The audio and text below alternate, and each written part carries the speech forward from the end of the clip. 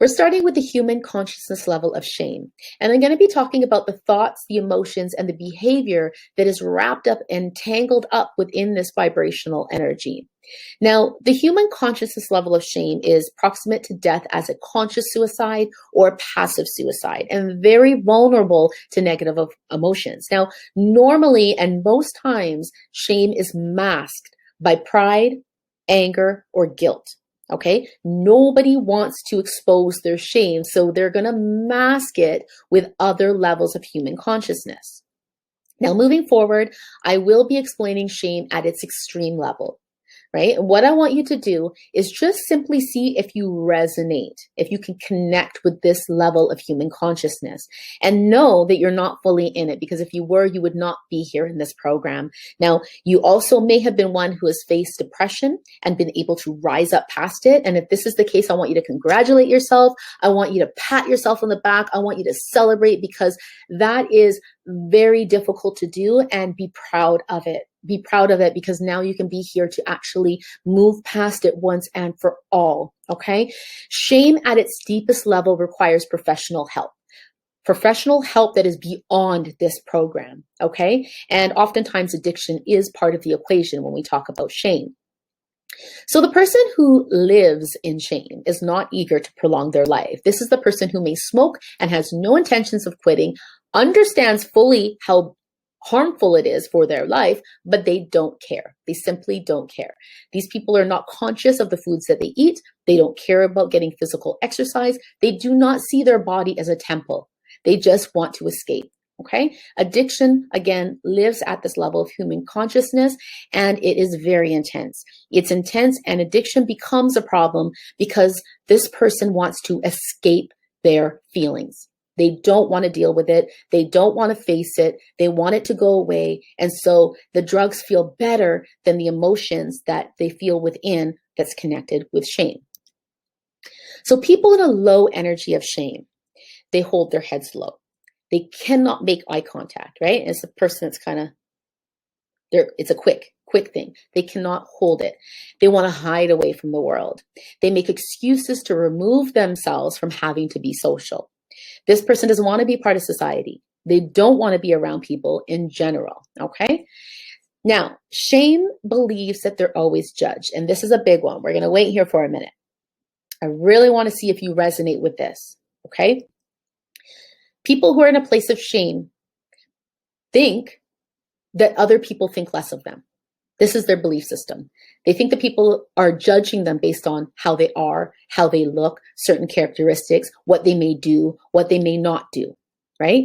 They assume this belief, and it can also be masked by pride. A lot of times they might put up this prideful front, like they don't really care, but yet they feel like they're being judged, right? It contributes to their shame. So at this level of ego, the person is constantly in judgment. The person is judging the other person for judging themselves, which then internalizes and creates self-judgment within their own self. And it's a huge battle within, and a constant cycle, judgment going out, feeling like judgment's coming back, and then the judgment is internalized within the mind, within the thoughts, within the emotions.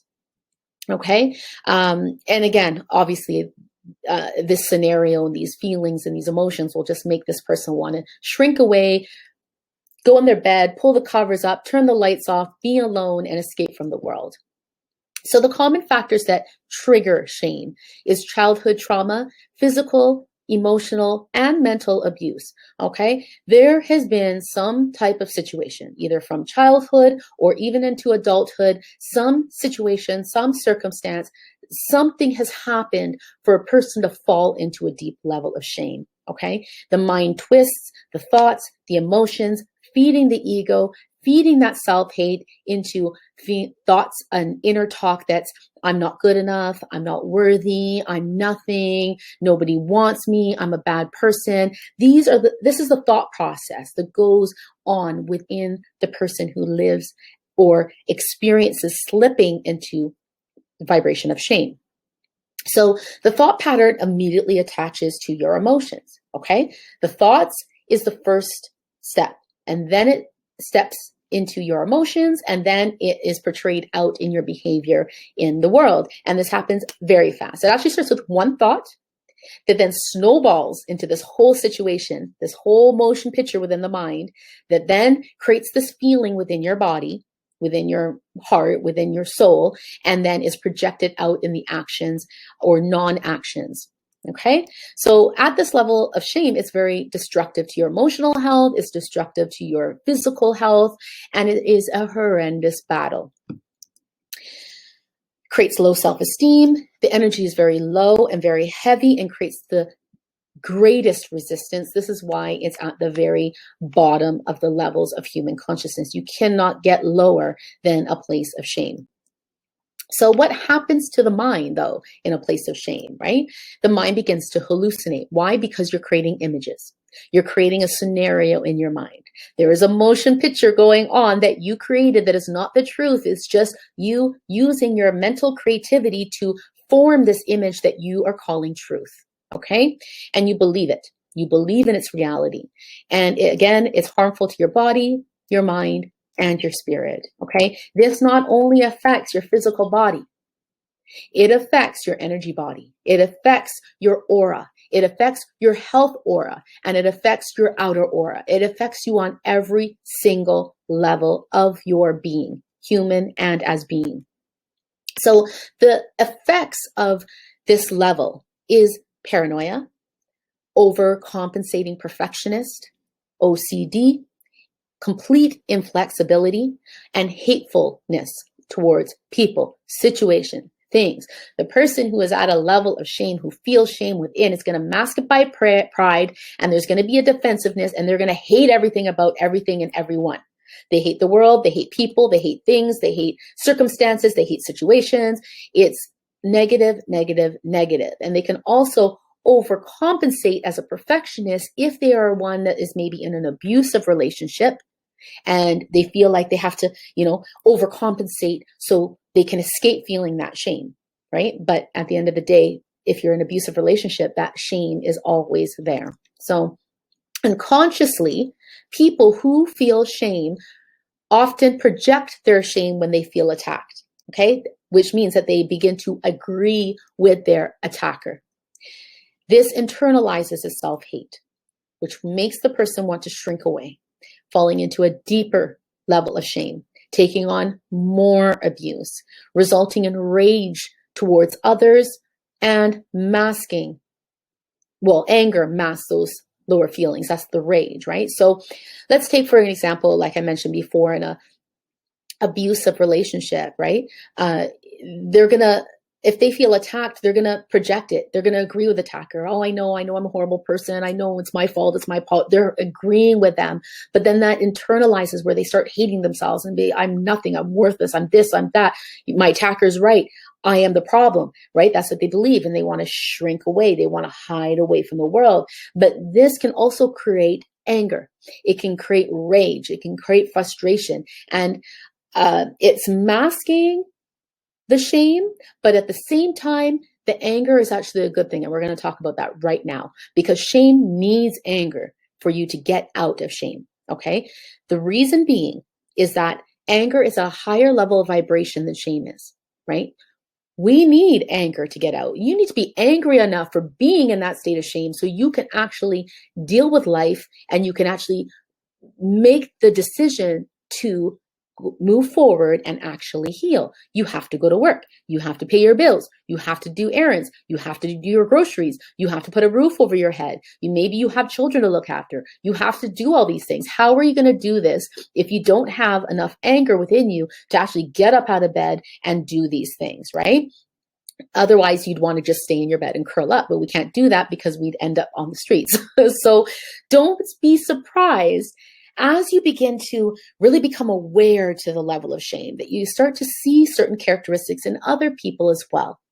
What I want you to do is pay attention, okay? You're going to become aware of certain things in other people just as you're beginning to explore your own self. But I want you to be sure and pay attention and make sure that you are moving forward with a positive intention, with an objective to observe. Simply observe. That's it. Try to remove the judgment. We don't want to judge self, number one, and we don't want to be judging other people because everybody has their own timing for healing. Everyone has their own journey to go on. Right now, this is your journey, right? I'm here to help you. So I want you to now observe self, observe others if the situation happens simply from a place of observing, not judgment, okay? So obviously, the shameful person hates self. There's no self-love within this person. They always focus on what they did wrong, how they deserve the punishment, that they are the reason for the abuse. And sometimes they can be cruel to themselves, but also to other people around them. And again, this is the anger or the rage. So if you've been facing this level of consciousness, if you have faced childhood trauma, or if you have faced any type of trauma, even in adulthood in your life that has caused you to experience this level of shame, I want you to take some time. Below this video is the worksheet, the shame discovery worksheet. I want you to download it. I want you to print it. And I want you to complete it. Take some time with yourself in a quiet space, light a candle, maybe light some incense, and just be still with self for a bit and go through question by question. Take your time. Do not rush this process. The whole objective is to allow yourself to expand, to bring up stuff from the shadows, to surface so you can observe it. So you can start to create some understanding. And as we go through day by day, week by week, you're going to start to connect the dots. It's going to start to make sense. And through that connection, through that understanding is where we have these aha moments, is where we can awaken, is where we can heal, right? We need to pull it up. This is called shadow work. I'm making you dive down deep. I'm asking you specific questions to get you to expand your mind and to dive down deep and to pull it up and to really observe it and make that connection. Okay, so go right now, click the link, download it, print it, go through it, take your time, and I will see you tomorrow. Okay, namaste.